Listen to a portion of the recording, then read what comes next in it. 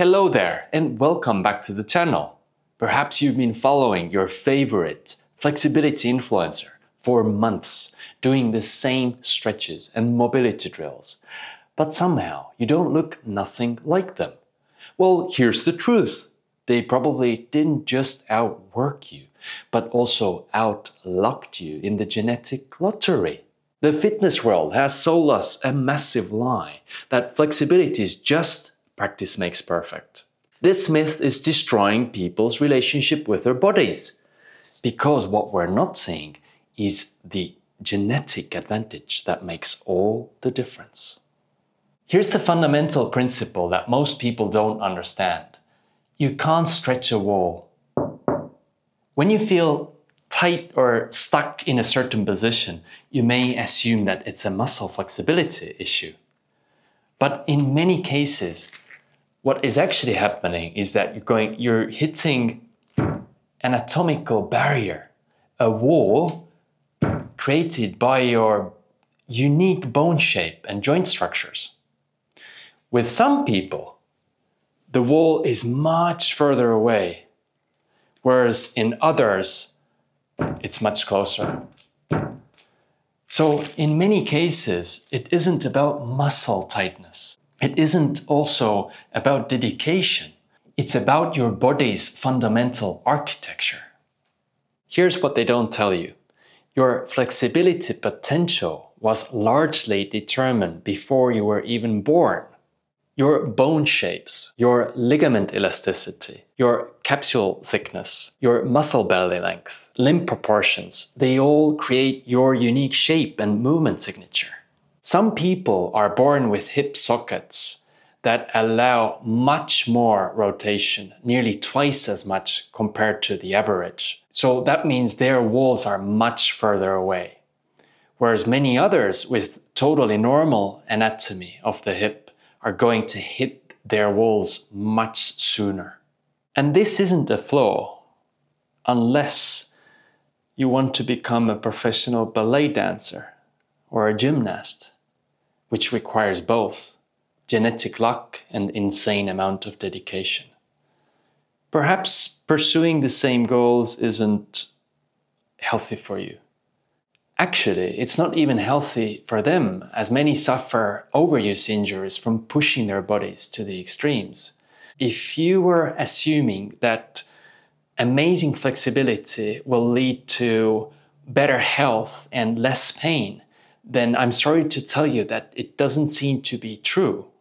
Instead of comparing yourself to others, let's see where your anatomical walls are. The 90-90 hip mobility drill and the 90-90 hip stretch. How popular is this on social media? Some people slide into this position like butter.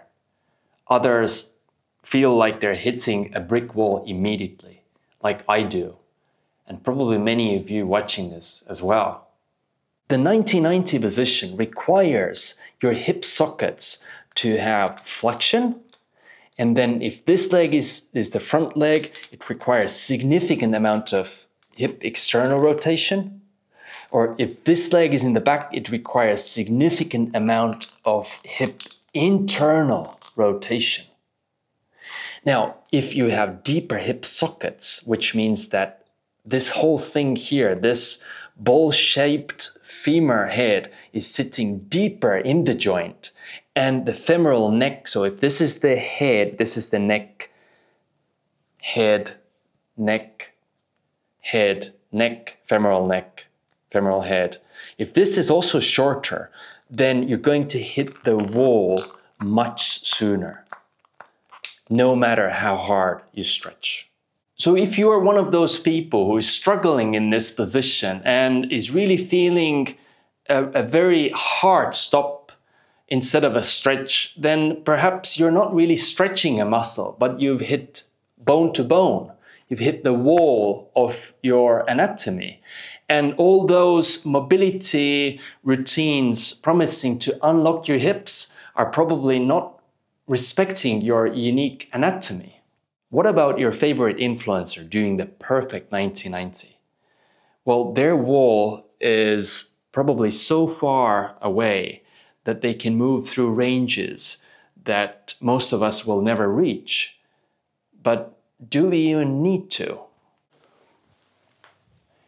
What about the deep squat that every fitness influencer makes look effortless?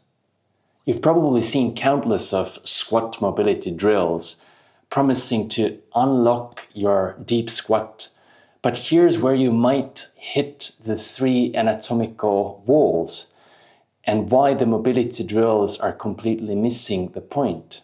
As mentioned in the 1990 hip mobility drill, some people have shallower hip sockets, some people have deeper hip sockets, but this also influences hip flexion.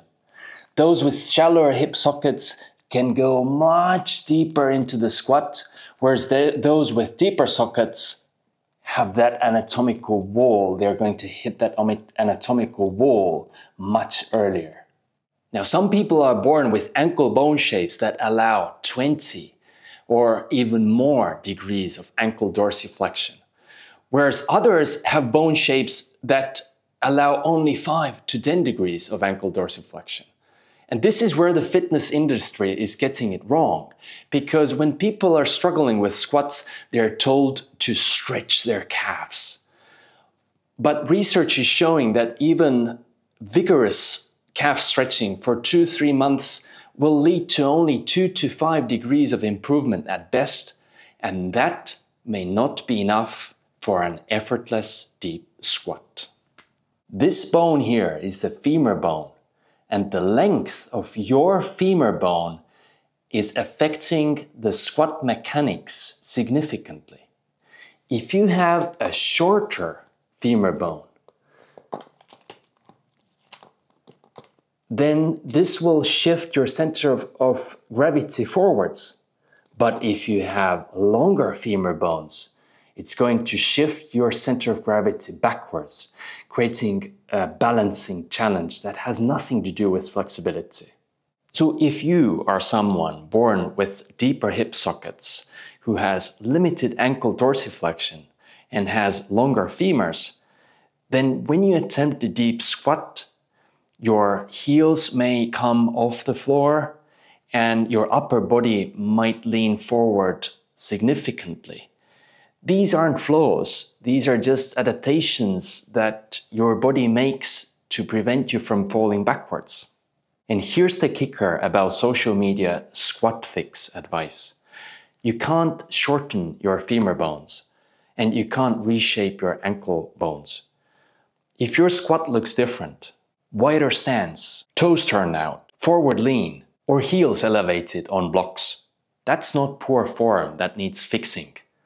That may be the right technique for your unique bone structure.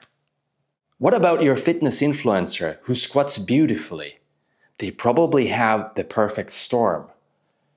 Shallow hip sockets, ankle bones that allow massive dorsiflexion, and shorter femurs that don't shift their center of gravity dramatically. And yes, dedication and practice still matter. But anatomy sets the stage. These same architectural principles apply throughout your entire body. Your shoulder mobility, spine flexibility, wrist range of motion, elbow range of motion, neck movement, all have their specific limitations determined by your bone shape and joint structures. The hip and ankle examples show you exactly how this works. The principle is universal, even though the specific barriers are different. Now, this doesn't mean that you can't improve anything. There are muscles, for example hamstrings, that respond very well to consistent stretching because the wall is so far away for most people. So the key is to know when you're working with muscle versus when you've hit your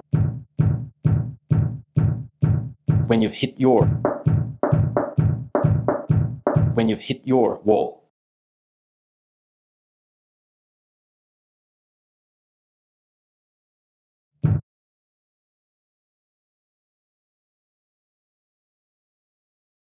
If you liked watching this video, Please hit like and subscribe and see you in the next one.